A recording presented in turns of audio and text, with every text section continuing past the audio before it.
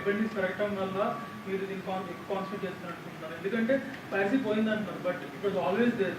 ఇప్పుడు better prints వస్తున్నాయి, కనిపిస్తున్నాయి కాబట్టి మనకు తెలుసు. It was always an minor ఇదండి. మేము why will lose our revenue? అది ఎక్కువ ఉంటే ఊరుకోండి. లేదు సార్, దీనికి సంబంధం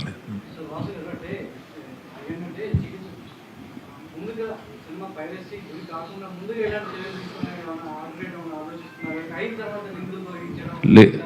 అంటే ఇప్పుడు మన ఏదైతే ఎన్క్రిప్టెడ్ ఫైల్స్ ఉన్నాయో చాలా స్ట్రాంగ్ ఎన్క్రిప్టెడ్ మనకి. But at the same time మేము ఎంత స్ట్రాంగ్గా ఇప్పుడు ప్లాట్ఫామ్స్ మన క్యూబ్ కానీ యూఎఫ్ఓ కానీ ప్లాట్ఫామ్స్ ఎంత టెక్నాలజీ తీసుకొస్తున్నాయో ఆ ఎన్క్రిప్టెడ్ బ్రేక్ చేయడానికి అవతల వాళ్ళు అంతే టెక్నాలజీ వాడుతున్నారు. And it's a huge revenue for them. So అందుకని మనం ఎంత టెక్నాలజీ వెళ్తున్నా కూడా ఒక స్టెప్ ఎదురే ఉంటున్నారు. మధ్యలో బాగా కంట్రోల్ అయింది, ఇప్పుడు మళ్ళీ లూజ్ అయింది. So again all the producers in India we have to SIT and think on this again. వాళ్ళు డైరెక్ట్గా అసలు ఎవరిని కేర్ చేయకుండా మొత్తం మూవీలు అన్నీ పెడతా ఉన్నారు.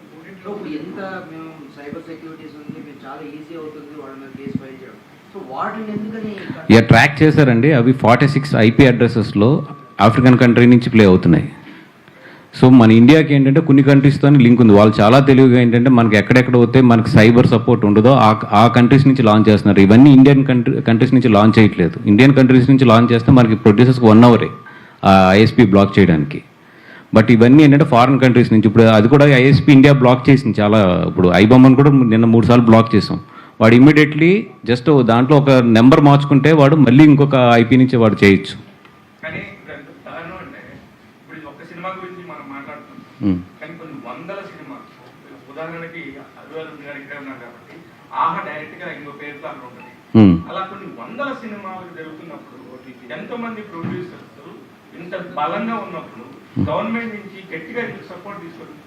లేదండి, ఇప్పుడు Indian broadcast and information broadcast వాళ్ళు చాలా బాగా రెస్పాండ్ అవుతున్నారు. But at the same time internet అనేది కూడా అంతే స్ట్రాంగ్గా వాడు పెనట్రేట్ చేయడానికి ఇప్పుడు ఇండియా నుంచి వాడు హోస్ట్ చేస్తే నిజంగా చాలా బాగా సపోర్ట్ చేస్తున్నారు. మన గవర్నమెంట్ ఈజ్ ఎక్సలెంట్ ఆ వర్క్లో మాత్రం ప్రొడ్యూసర్స్కి.